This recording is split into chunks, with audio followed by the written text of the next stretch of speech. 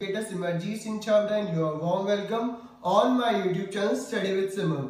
आज का हमारा टॉपिक है क्लास 9 का हिस्ट्री का chapter number 2 socialism in Europe and Russian revolution. करेंगे वर्ल्ड वॉर 1 और उसके रशियन एम्पायर पे इम्पैक्ट्स की।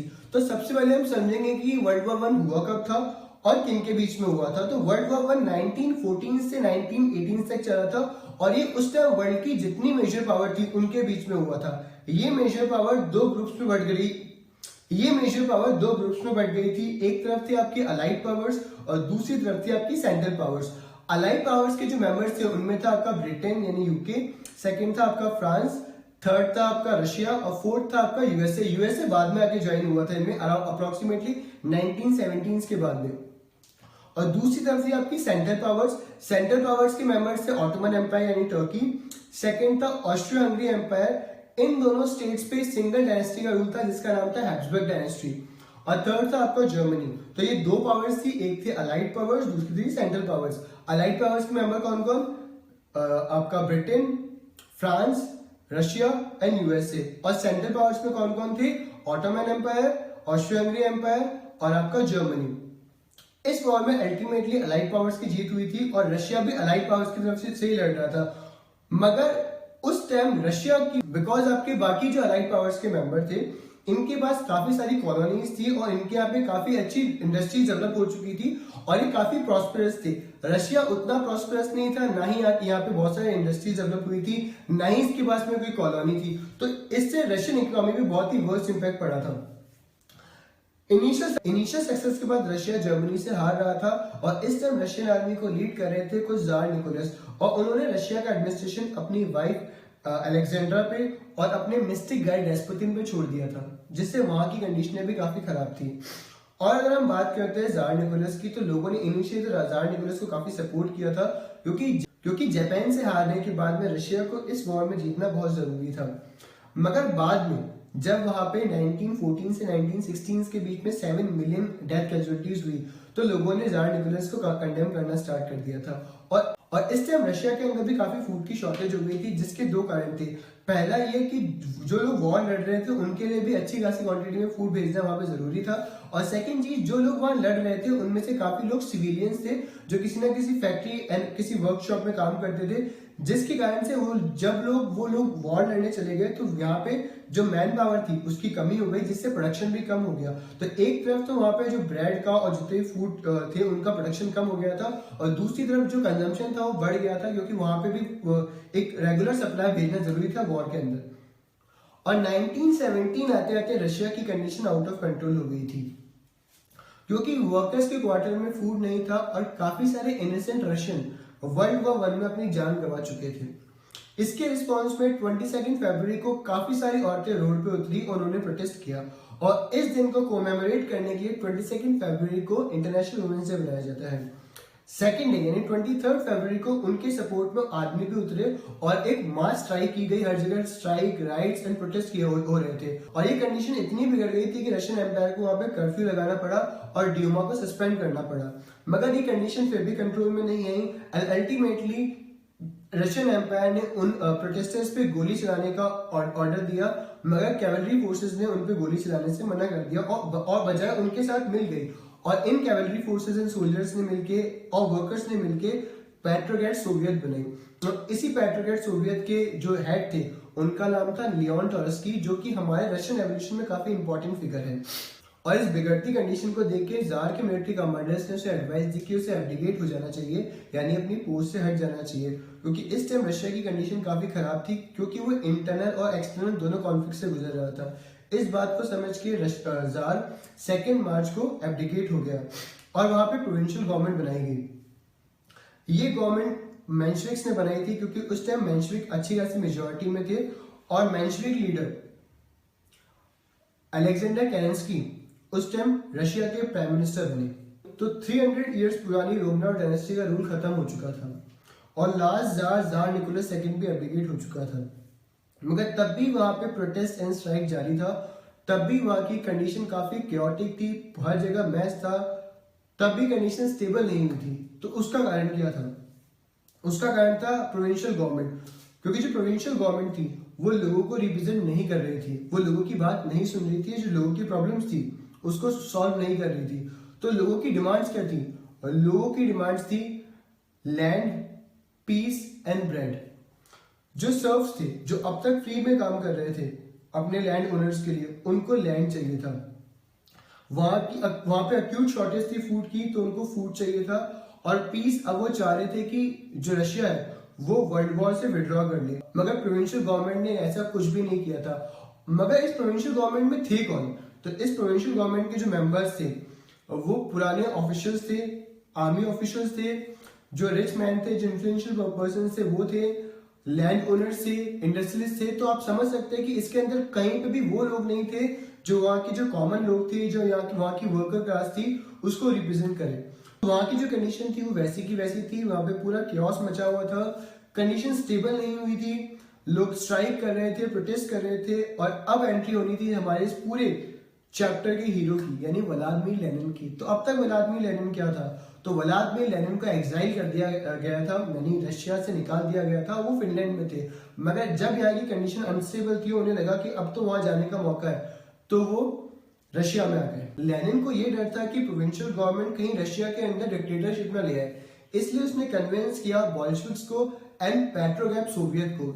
एक बात मैं आपको बताना भूल गया था कि सेंट पीटर्सबर्ग, जो कि काफी जर्मन लगता है, उसका नाम चेंज कर दिया गया था पेट्रोग्राफ में, और इसी पेट्रोग्राफ का नाम बाद में कर दिया गया था लेनिनग्राड। तो लेनिन ने कन्विंस किया बॉल्शेविक्स को एंड पेट्रोग्राफ सोवियत को एक पावर सीज के लिए, कि रशिया के अंदर एक पावर सीज किया जाए, यानी जो गवर्नमेंट है वो जो प्रोविंशियल गवर्नमेंट है उसे सीज कर ली जाए। इसके लिए इन्होंने एक मिलिट्री रेवोल्यूशनरी कमेटी बनाई, जिसको लीड किया लियोन ट्रोट्स्की ने। इस बात की इंफॉर्मेशन उस टाइम के रशियन प्राइम मिनिस्टर अलेक्जेंडर केरेंस्की को मिल गई थी, और वो वहां से चले गए। मगर इस सीजर को रोकने की जिम्मेदारी इन्होंने लावर कार्निलोव को दे दी। लावर कार्निलोव एक मिलिट्री कमांडर थे, और लावर कार्निलोव ने एक काउंटर रेवोल्यूशनरी कमेटी बनाई, जिसका काम था इस सीजर को रोकना। अल्टीमेटली रेवोल्यूशनरी कमेटी, जिसको लीड कर रहे थे लियोन ट्रोट्स्की, वो जीत गई, और लावर कार्निलोव की जो काउंटर रेवोल्यूशनरी कमेटी थी वो हार गई। और वहां पे मिनिस्टर्स जो थे, वहां पे एक सीज आया, और वहां के जो मिनिस्टर्स थे उन्होंने सरेंडर कर दिया, और पूरी सिटी को कंट्रोल कर लिया रेवोल्यूशनरी कमेटी ने। अल्टीमेटली इस चीज को एक्सेप्ट कर लिया गया, और जो पावर थी वो बॉल्शेविक के हाथ में आ गई। एज पर द प्लान, आप ये जो पिक्चर देख रहे हैं ये लियोन ट्रोट्स्की की है, जो कि पेट्रोग्राफ सोवियत के हेड थे, और जिन्होंने पूरा सीजर ऑपरेट किया था। अल्टीमेटली जो लेनिन का प्लान था वो एक सोशलिस्ट स्टेट बनाने का था, ना कि एक डेमोक्रेटिक स्टेट बनाने का। इसलिए उन्होंने जितने भी रिसोर्सेज थे, लाइक रेलवेज, शिप्स एंड बड़ी इंडस्ट्रीज, बैंक, इन सबको क्या कर दिया? नेशनलाइज कर दिया, उन सबको गवर्नमेंट कंट्रोल में ले लिया। साथ साथ में जो नोबेलिटी के पास में और जो जार के पास में लैंड थी, उसको भी सीज कर लिया, और उसको भी स्टेट के अंदर ले लिया। रशिया एक वन पार्टी स्टेट बन गया था, मगर रशिया अभी वन पार्टी स्टेट नहीं है, वहां पे ओवरऑल 6 पार्टीज है।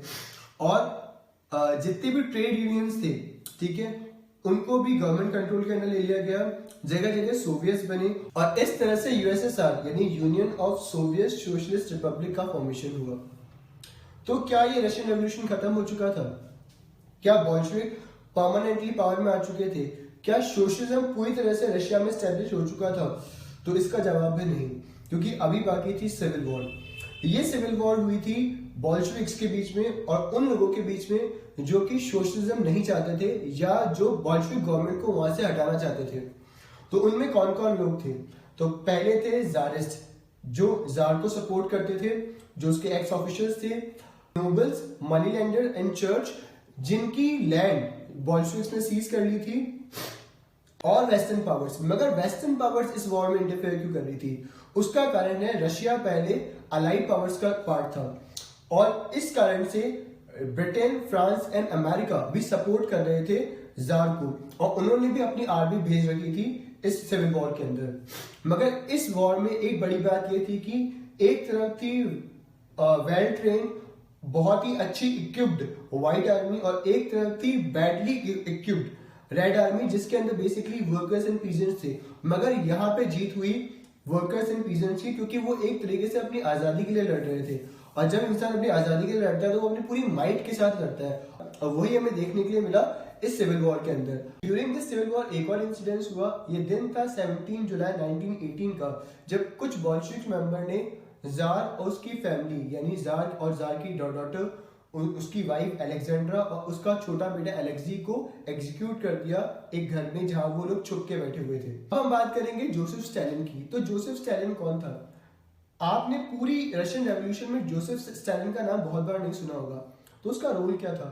तो बेसिकली ये लेनिन को सपोर्ट करता था फाइनेंशियली, क्योंकि पैम्पलेट लिखने के लिए या रेवोल्यूशन लाने के लिए कहीं ना कहीं इन सभी एक्टिविटीज के लिए मनी रिक्वायर्ड था और बॉल्शेविक्स के पास फंडिंग की कमी थी और जोसेफ स्टालिन वहां पे फंडिंग प्रोवाइड करने का काम करता था।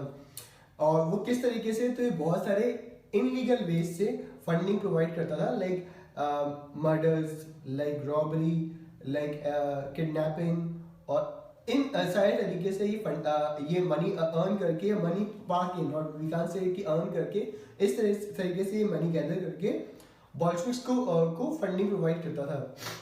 और जब वहां पे बॉल्शेविक गवर्नमेंट स्टैब्लिश हो गई तो जोसेफ स्टालिन को सेक्रेटरी, जनरल सेक्रेटरी की पोस्ट दी गई।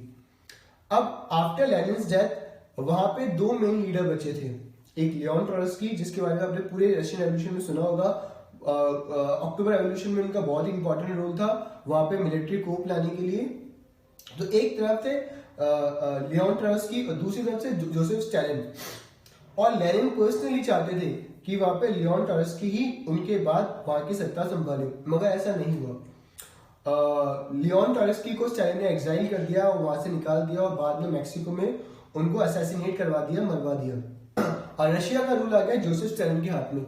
जोसेफ स्टालिन हिटलर से एक कदम आगे ही था, ये क्रूरटी में हिटलर से भी आगे था और उससे भी इंटेंस था, और इसी का एक सिस्टम लेके आया था बिकॉज ये चाहता था कि रशिया जो है वो एक सुपर पावर बने। और इसके लिए इसने वहां पे बहुत सारी इंडस्ट्रीज पे फोकस किया, बहुत सारी इंडस्ट्रीज स्टैब्लिश करी और ये इंडस्ट्रीज गवर्नमेंट कंट्रोल में थी। और मैंने जैसे हमने पहले बात कही थी कि रशिया के अंदर फूड की एक्यूट शॉर्टेज थी, तो ब्रेड के और फूड के जो दाम थे वो लगातार बढ़ते जा रहे थे। और कहीं ना कहीं स्टालिन को लग रहा था कि जो रिच फार्मर है, जिनको जो वेल टू डू काफी जो वेल्दी फार्मर्स है, वो इस ग्रेन की होल्डिंग कर रहे हैं और इस होप में कि जब कभी भी प्राइस बढ़ेंगे तो वो उनको हाई प्राइस पे बेच देंगे।